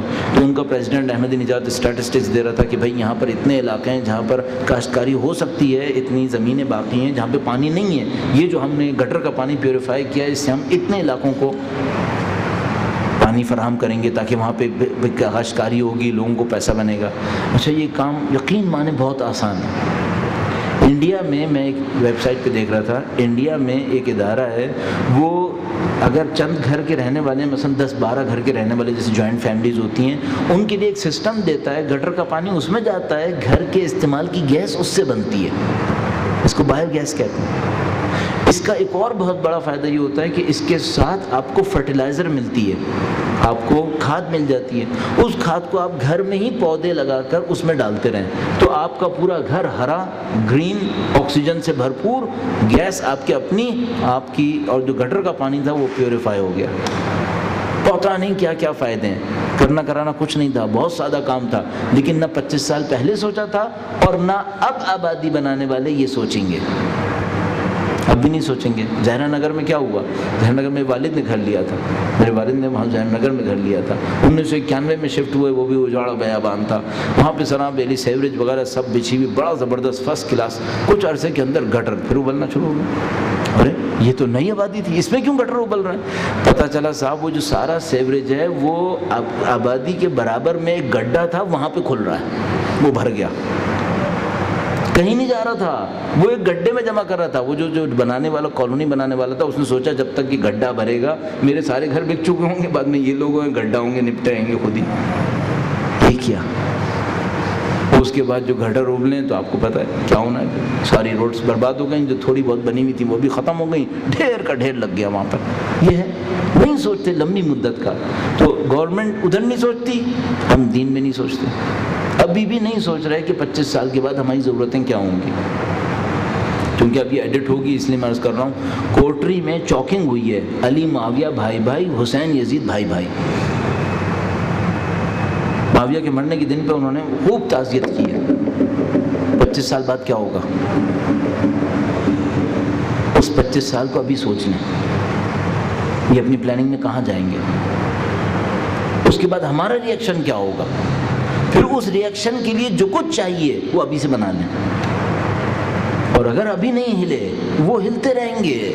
ان کے پیچھے کفر کا دماغ بیٹھا ہے، وہ ان کو بنا کے دیں گے کہ اب یہ کرو، اب یہ کرو، اب یہ کرو. 25 سال بعد ایک ایسی جگہ پہ لے جا کے کھڑا کر دیں گے، نعوذ باللہ تعالیٰ ہم ہل نہیں پائیں گے. پھر نعوذ باللہ تعالیٰ ہمیں ابھی سوچنا پڑے گا. اہل بیت نے ہمیشہ یہ کیا ہے، لمبی مدت کا سوچا ہے. اگر کوئی واقع کربلا کو 40-50 سال کی مدت میں دیکھے تو نعوذ باللہ سمجھ ہی نہیں سکتا کہ یہ واقعہ ہوا کیوں. 61 ہجرہ میں واقع کربلا ہوا ہے، 63 ہجرہ تک یزید بیٹھا ہے، 132 تک بنی امیہ بیٹھے ہیں، اس کے بعد بنی عباس آئے، 1400 سال گزر گئے، ابھی تک حکومت حق اہل بیت اطہار علیہ السلام کی اس طرح تشکیل نہیں ہو پائی۔ ہمیں نتائج لمبی مدت میں دیکھنے پڑتے ہیں، لمبی مدت میں نتائج کیا ہیں اہل بیت اطہار علیہ السلام کی جد و جہد کے، ہم یہ کام نہیں کرتے، یہ ہمیں سیکھ لینا چاہیے۔ اب امام ہفتم کی حاجت طیبہ کو اگر دیکھیں، امام جیلوں کے اندر ہیں، زندانوں کے اندر ہیں، کوئی پوچھے بھائی یہ کیا ہو رہا ہے، امام زندان کے اندر ہیں، اس کا مطلب یہ ہے کہ اگلی دفعہ اب تو کوئی امید ہی نہیں ہے، نہیں، انہوں نے اپنی زندگی کے لیے فیصلے نہیں کیے ہیں، آگے کے لیے فیصلے کیے ہیں۔ اب ذرا عجیب کنٹراسٹ دیکھیے، فرق دیکھیے، امام ہفتم کی زندگی کا بڑا حصہ زندان میں گزرا ہے، اور 8ویں امام تک آتے آتے مامون مجبور ہو گیا ان کو ولی عہد بنائے۔ یہ کام کیسے ہوا؟ امام ہفتم زیادہ تر زندان میں رہے ہیں، سخت ترین زندانوں کے اندر، لیکن امام ہشتم تک جب بات پہنچی ہے تو شیعت کی طاقت اتنی بڑھ چکی تھی کہ مامون الرشید مجبور ہوا ہے امام کو ولی عہدی کی پیشکش کرے۔ یہ کیسے ہوا ہے؟ اب اگر کوئی امام کو جیل میں دیکھتا، زندان میں دیکھتا، تو وہ کہتا یہاں پہ کوئی کام نہیں ہو رہا، یہاں کچھ نہیں ہو رہا، اور اس کو نہیں پتا تھا امام اپنا کام کس طرح سے کر رہا ہے۔ اگر کوئی چوتھے امام کو دعائیں پڑھتا دیکھتا نا تو سمجھتا یہاں کچھ نہیں ہو رہا ہے، اور انہی چوتھے امام کی کاوشوں کوششوں سے 5ویں اور 6ٹھے امام کے لیے 4-4 ہزار کی درسگاہ بنی ہے۔ لمبی مدت کا سوچنا پڑتا ہے۔ سوسائٹی کی ایک نسل 30 سال میں تبدیل ہوتی ہے، جب تک آپ 30 سال سے اوپر نہیں سوچیں گے آپ حکمت عملی نہیں بنا سکیں گے۔ آج کل کے الیکٹرانکس کے تیز ایج کے اندر بھی جب ہم اسٹریٹجی کہتے ہیں تو 25 سال سے کم بات نہیں کرتے، اسٹریٹجی 25 سال سے کم نہیں آتی، ٹیکٹکس آتی ہیں، پلاننگز آتی ہیں 5 سال کے اوپر، لہذا 5 سالہ منصوبے بنتے ہیں لیکن 5 سال کی اسٹریٹجی نہیں بنتی، اسٹریٹجی 20-25 سال کی بنتی ہے۔ اور میں آپ کو قطعاً بتا رہا ہوں، امریکہ کے اندر کچھ ادارے ہیں جو 200 سال کی پلاننگ کرتے ہیں، 200 سال کی، مجھے پتہ ہے ایک ادارہ ہے 200 ایئرس کی پلاننگ، 200 سال تک کیا ہونا ہے، ظاہر ہے کہ وہ جزیات نہیں طے کریں گے اس کے اندر کہ امریکہ میں ریاستیں کتنی ہوں گی 2 سال بعد، 200 سال کے بعد وہ کچھ اور طے کریں گے، پھر چونکہ یہ مشکل کام ہے ہم لوگ یہ کام نہیں کرتے۔ لمبی مدت کی حکمت عملی، اچھا جب لمبی مدت کی حکمت عملی کوئی سوچتا ہے تو اس کو صحیح پتہ چلتا ہے اپنی ریسورسز کہاں خرچ کرنی ہے، پیسہ کہاں لگانا ہے، انسانوں کو کہاں بھیجنا ہے۔ ذرا سی ایک آخری مثال آپ کی دے کے آپ کی زحمت تمام کروں، بڑا وقت لیا آپ کا۔ تو ہم لوگ کالج میں تھے، اس زمانے میں کریز تھا یا میڈیکل ڈاکٹر بنو یا انجینئرنگ انجینئر بنو، بس یہ 2 کریز تھے جس زمانے میں ہم نے انٹرمیڈیٹ کیا، 82 میرے خیال میں، 82-83 میں سب کریز یہی تھا۔ تو میں جس زمانے میں انٹر میں تھا، مجھ سے چھوٹی کلاس میں 9th میں میرے خیال میں 10th میں ایک لڑکا ہوا کرتا تھا، انتہائی شارپ، بہت تیز ہوتا تھا۔ اس کے والد جو تھے وہ میرے خیال میں شپ پر ہوتے تھے، وہ جہاں جاتے تھے اس کے لیے بہت ساری کتابیں بھیجتے تھے، اور بڑی بڑی اچھی کتابیں اس کے پاس ہوا کرتی تھیں، اور ہم لوگ اس کو دیکھ دیکھ کے للچاتے رہتے تھے کہ یار اس کے پاس پتہ نہیں کہاں کہاں سے کتابیں آ جاتی ہیں، اور بھیڑ لگا ہوتا تھا، خوب ماشاءاللہ وہ اچھا تھا، قابل تھا صاحب۔ اس نے اس زمانے میں جو بڑا تیر مارنے کا کام تھا وہ آغا خان میڈیکل کالج میں داخلہ تھا، اس نے بہترین گریڈز لیے، بہترین ٹوفل کا ایگزام دیا، اس میں کراچی میں ٹاپ کیا اس نے، اس کے بعد اس نے آغا خان یونیورسٹی میں داخلہ لیا، آغا خان یونیورسٹی میں داخلہ لینے کے بعد وہ وہاں پڑھتا رہا۔ اچھا ہم ایران چلے گئے، ایران سے واپس آئے، ایک زمانے میں وہ آغا خان کا کمپلیٹ کر چکا تھا اپنا گریجویشن، ملا ایک دفعہ، میں نے اس سے پوچھا بھائی کیا ہوا، کیا کر رہے ہو آج کل؟ کہنے لگا کہ میں بے روزگار ہوں۔ میں نے کہا تم بے روزگار؟ اب مجھے یاد ہے اس کی پرسنٹیج کتنی تھی انٹرمیڈیٹ میں، میٹرک میں اس کی پرسنٹیج کتنی تھی، ٹوفل میں اس کا اسکور اتنا ہائی تھا، اس طرح کیا تھا اس نے، اس کا یہ کالج میں کیریئر تھا، یہ تھا۔ میں نے کہا بے روزگار یہ کیسے؟ کہنے کا بھائی جب ہم کیریئر چوز کر رہے تھے تو ڈاکٹرز بہت تھے، بہت بڑے تھے، جب تک ہم ڈاکٹر بن کے نکلے معاملہ ختم ہو گیا۔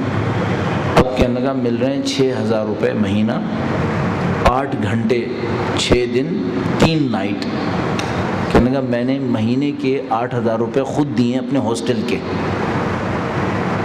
تو جب میں پڑھ رہا تھا تو 8,000 دے رہا تھا، اور جب میں کماؤں تو 8,000 روپے مہینہ کماؤں، وہ بھی 8 گھنٹے ڈیلی کام کروں 3 نائٹ، یہ میں کیسے کر سکتا ہوں؟ اس کو کیا کہتے ہیں؟ اس کو کہتے ہیں ہم پروفیشنز آبسلیٹ ہو جاتے ہیں، ختم ہو جاتے ہیں، کام سے ختم ہو جاتے ہیں۔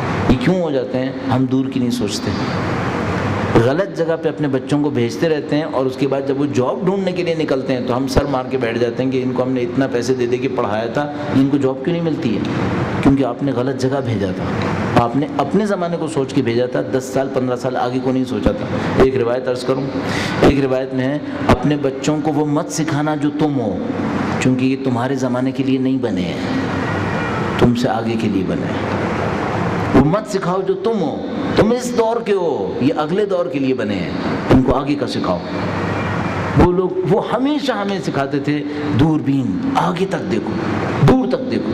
ہم لوگ اپنے آگے پاؤں کے سامنے نہیں دیکھ پاتے، یہ ہم لوگوں کی مشکلات۔ تو ابھی یہ پوائنٹس پہ بہت زیادہ ہوتے چلے جائیں گے، پوائنٹس بہت زیادہ ہو۔ آخری پوائنٹ عرض کر دوں ان سب کو کم کرتے ہوئے، آخری پوائنٹ یہ، سب سے زیادہ قربانی لیڈر کو دینی ہوتی ہے، سب سے زیادہ قربانی لیڈر کو دینی ہوتی ہے۔ اگر لیڈر قربانی نہ دے، قوم کہیں نہیں جا سکتی، قوم ختم ہو جائے گی۔ یہ اہل بیت کی زندگی ہے، سب سے زیادہ قربانیاں اہل بیت نے دی۔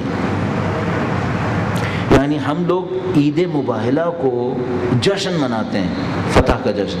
اگر کوئی حقیقت میں دیکھے تو عید مباہلہ اللہ کے رسول کی سب سے بڑی قربانی تھی۔ معلوم تھا کہ میدان نہیں ہاریں گے، لیکن کیا کچھ داؤ پہ لگا دیا تھا، وہ کچھ داؤ پہ لگا دیا تھا کہ اگر خدا نہ کرے کوئی اونچ نیچ ہوتی تو اللہ کے رسول کے بعد پھر کچھ نہیں تھا، پھر سب ختم ہو گیا۔ بیٹی، بھائی، اولاد، سب لگا دی داؤ پہ۔ یہ اللہ کے رسول کی سب سے بڑی قربانی تھی، سب کچھ داؤ پہ لگا دیا۔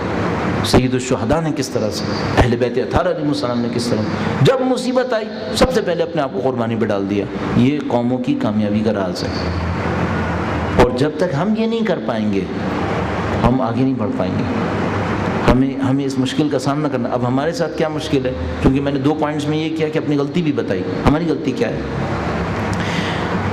ہم میں سے ہر ایک نے قربانی نہ دینے کا کوئی بہانہ رکھا ہوا ہے، قربانی نہ دینے کا کوئی بہانہ رکھا ہوا ہے۔ میں ایسے ہی عرض کرتا چلوں، اب یہاں پہ آ کے پتہ نہیں کیا میرا دل چاہتا ہے کھل کے بولوں۔ ایک کام ہم لوگ کو سمجھ میں آ جاتا ہے، یہ کام کرنا چاہیے۔ میں اپنی کلاس کو کہہ رہا ہوں، اپنی جیسی کلاس کو، ہمیں سمجھ میں آ جاتا ہے یہ کام کرنا چاہیے، ہم نہیں اترتے وہ کام کرنے کے لیے۔ کیوں؟ ہم کہتے ہیں اگر یہ کام کیا نا بے عزتی ہوگی، بے عزتی ہوگی۔ اپنی عزت بچا لیتے ہیں، دین کی مصلحت قربان کر دیتے ہیں، رہنے دو، اپنی عزت بچائی۔ اینڈ میں مجھے یہ سمجھ میں آیا کہ اگر ہم یہی کرتے رہے تو کوئی کام نہیں کر سکتے۔ ہر کام میں عزت جانے کا خطرہ ہے، ہر کام میں عزت جانے کا خطرہ ہے۔ اگر یہی کرتے رہے تو پھر نہیں ہوگا۔ تو پھر کیا کرو؟ جو کام سمجھ میں آ جائے کہ یہ ہونا ہے اس میں عزت داؤ پہ لگاؤ اور آ جاؤ میدان میں۔ اگر اللہ کو بے عزتی منظور ہے تو اس سے بھاگنے کی ضرورت کیا ہے پھر؟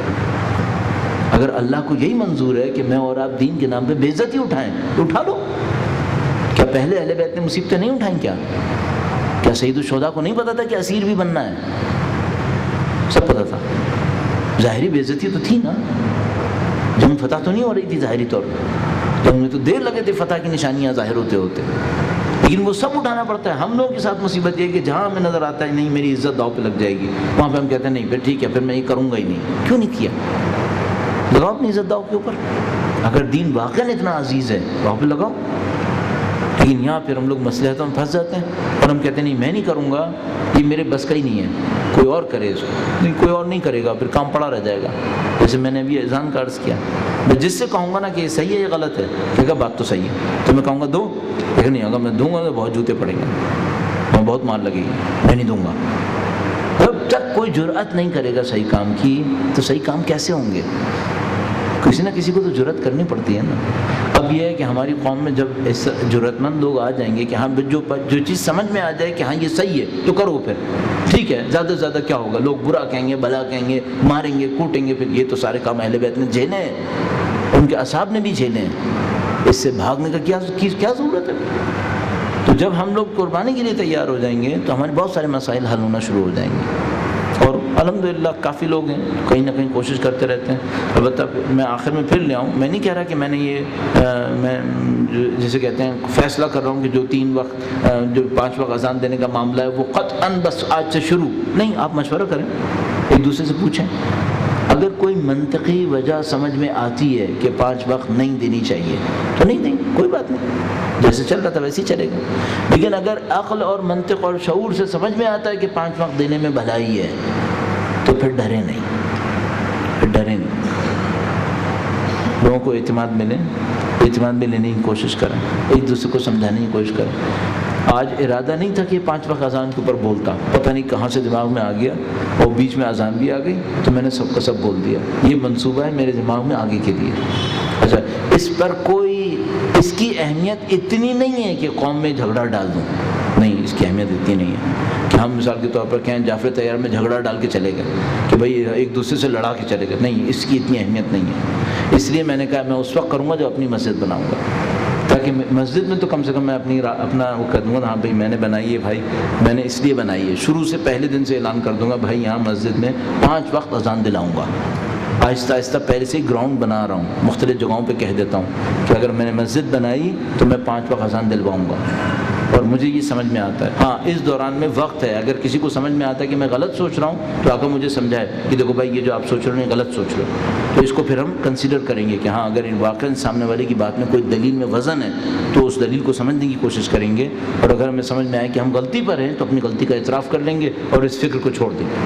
لیکن اگر سمجھ میں آئے کہ نہیں یہ کام صحیح ہے تو پھر انشاءاللہ جب توفیق ملی مرنے سے پہلے انشاءاللہ کر کے دکھا دیں گے انشاءاللہ. اللہ سے دعا کرتے ہیں پروردگارہ تجھے واسطہ محمد و آل محمد کا ہماری غلطیوں کی اصلاح فرما, ہمیں صحیح راستے پہ چلنے کی سعادت نصیب فرما. اے پاک پروردگار, دشمنوں کی کثرت ہے تو ہمیں اپنے دین کی راہ پر چلنے کی سعادت نصیب فرما. اس راہ میں اتحاد, یکجہتی, ہم آہنگی نصیب فرما. اہل بیت اطہار علیہ السلام کے پرچم کو دنیا کے کونے کونے تک پہنچانے کی سعادت نصیب فرما. ان کے چاہنے والے دنیا میں جہاں کہیں بھی ہوں ان کی جان, مال, عزت و آبرو کی حفاظت فرما. اے پاک پروردگار, کچھ بے گناہ جیلوں کے اندر ہیں, بحرین کے اندر, پاکستان میں, دنیا کے اور مقامات کے اوپر, تجھے واسطہ اسرائے کربلا کا, تجھے واسطہ امام موسیٰ کاظم علیہ السلام کا ان اسرا کو آزادی و رہائی نصیب فرما. اے پاک پروردگار, ہمارے مرحومین تیری رحمت کے منتظر ہیں, تجھے اہل بیت کا واسطہ ان کے تمام گناہان صغیرہ و کبیرہ کی مغفرت فرما, شفاعت اہل بیت سے سرفراز فرما. اے پاک پروردگار, دنیا منتظر ہے تیری حجت کی. اے پاک پروردگار, تجھے واسطہ محمد و آل محمد کا سید و سردار مولا اور آقا امام آخر الزماں کے ظہور میں تعجیل فرما. ہمیں اور ہماری اولادوں کو ان کے جانثاروں میں قرار فرما. اس دنیا سے زندگی کا اختتام دین کی راہ میں شہادت قرار فرما. ربنا تقبل منا انك انت السميع العليم برحمتك يا ارحم الراحمين. درود بھیجے گا.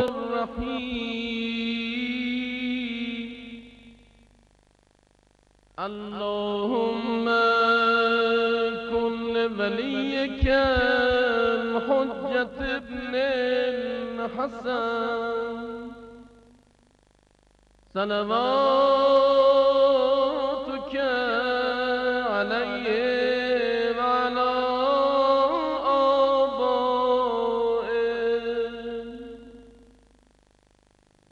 في هذه الساعة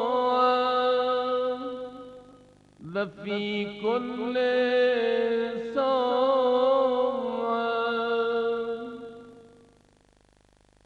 وليا حافظا قائدا وناصرا ودليلا وعينا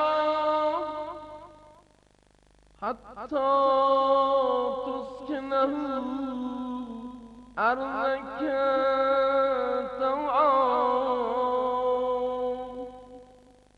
وتمتعه فيها